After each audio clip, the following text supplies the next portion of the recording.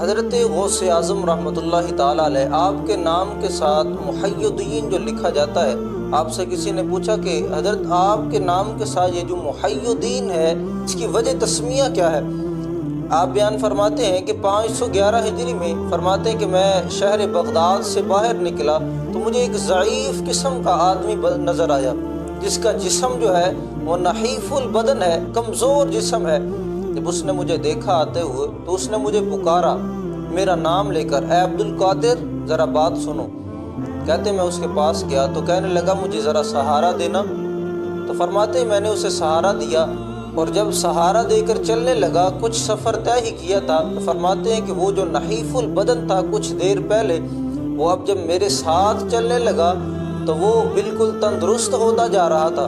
فرماتے کہ میں یہ دیکھ کر ڈر گیا، اور فرماتے ہیں کہ وہ مجھ سے کہنے لگا کہ اے عبد القادر مجھے جانتے ہو میں کون ہوں؟ فرماتے ہیں کہ میں نے لا علمی کا اظہار کیا تو وہ کہنے لگا کہ میں دین اسلام ہوں، تو نے مجھے سہارا دیا ہے، میں دین اسلام ہوں۔ تو اس کے بعد جب میں مسجد کے اندر آیا تو لوگ مجھے محی الدین لقب سے پکارنے لگے، اور مجھے اسی لقب سے مشہور کر دیا، حالانکہ فرماتے ہیں کہ اس سے پہلے کبھی کسی آدمی نے مجھے محی الدین لقب سے نہیں پکارا تھا۔ فرماتے جب میں مسجد میں گیا تو اس وقت لوگ میرے ہاتھ چومنے لگے اور مجھ سے